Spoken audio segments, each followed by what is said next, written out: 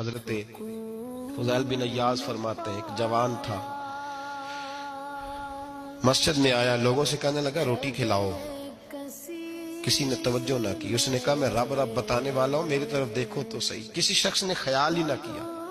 پھر اس نے کہا یار تھوڑا سوچو، نمازیوں سے کہا، اہل علاقہ سے کہا، انہوں نے کہا تیری طرح کے بڑے درویش دیکھیں۔ مسجد کے محراب میں وہ رب کریم کا بندہ انتقال کر گیا۔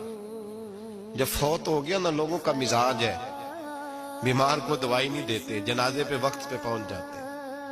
جب کوئی گر رہا ہوتا ہے تو سہارا کوئی نہیں دیتا، جب کوئی گر جاتا ہے، ٹانگ ٹوٹ جاتی ہے تو تیمارداری کو زمانہ پہنچ جاتا ہے۔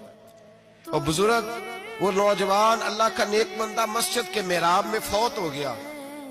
حضرت فضیل ابن عیاض کہتے ہیں امام صاحب نے اعلان کیا چندہ دو، کوئی لاوارث فوت ہو گیا، کفن دینا۔ چندہ کٹھا ہوا، کفن خریدا۔